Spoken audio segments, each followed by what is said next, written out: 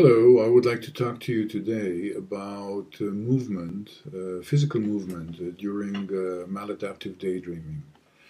I have been talking to quite a number of people who are daydreaming excessively, and many of them report to me that to initiate their daydreaming while they're daydreaming, many of them feel compelled to engage in some sort of repetitive movement.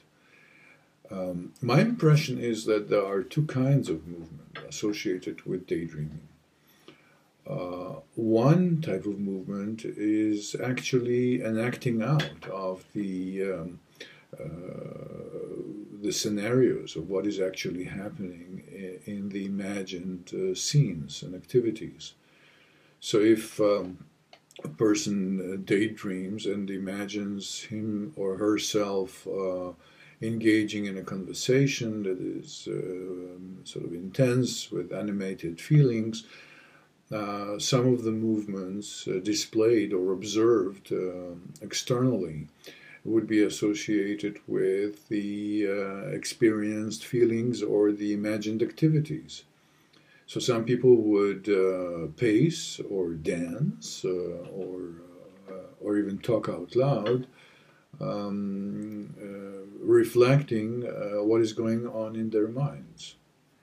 Others would gesture, would display emotions, feelings, would accentuate their talk and their expressions with hand movements. And still others, if, for example, imagining some sort of a conflict or a physical conflict, would actually move their arms and hands in accordance with a fight that they are engaged in mentally. I suppose these kind of movements are also happening in during dreaming, but as we know, when rapid eye movement begins, the body is physically paralyzed, and so most people cannot act out their dreams. And it is only when there's something wrong that a sleep disorder occurs, and people then are moving, thrashing about in their beds, talking out loud during their sleep, or even moving about, like in sleepwalking. So obviously, daydreaming and maladaptive daydreaming is not a sleep condition, but it is an altered state of consciousness of sorts in which people are both aware of their external environment, but are also very vividly engaged in a separate parallel activity. And as it happens in dreams and in daydreams, these activities are often physical, and I guess if one is immersed intensely in the daydream, then one feels compelled to move, to act, and to act out some of the intense scenes that are imagined inside. So this is one type of movement that people report. But apparently there is another form of movement that has to do with enhancing the concentration or even inducing the maladaptive daydreaming. So people tell me that they need to tap their feet or their fingers to twirl a pen or have some sort of an object in their hands that they're moving. Others are bouncing a ball or another object in their hand. And still others report that they need to have not only a movement that is repetitive or rhythmical, such as rocking, but also music to accentuate and enhance this very special state of mind, and to accompany their movement and give it a sort of a boost.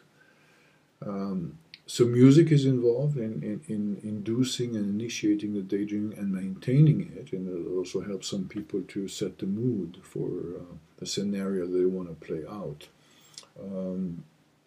But apparently, for many daydreamers, the actual repetitive movement is necessary to trigger this whole mental state and to maintain it.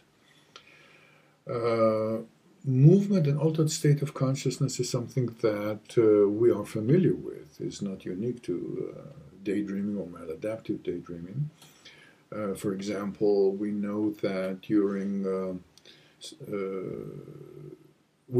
for example, in ecstatic dancing, such as called trance dancing, people dance to a very powerful rhythm and tempo, rocking their bodies. And this is reportedly quite enjoyable because people sense some uplifting experience, and thus the term trance dancing. We're also familiar with movement in spiritual activities. Orthodox Jews, for example, while praying, often are rocking back and forth, and some of them indicate that this is not just an empty habit, but it helps them concentrate and become mindful of the meaning of their prayer and their connection to the Almighty. In many other cultures, spiritual dances and dances that are designed to help the believers disconnect from their carnal bodies and sort of connect with the more ethereal, spiritual entities, the divinity they want to be in touch with.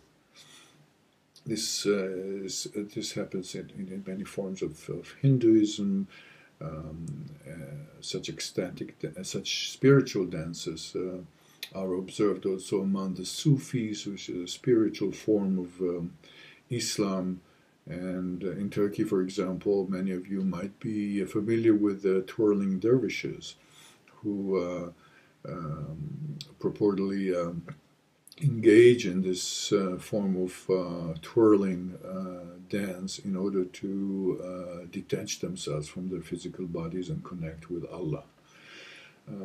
So movement and concentration, movement and altered states of consciousness is something that is quite known and familiar, and it is possible that some of the properties of this of repetitive rocking and movement is also important for the induction and the maintenance of the experience of intense daydreaming.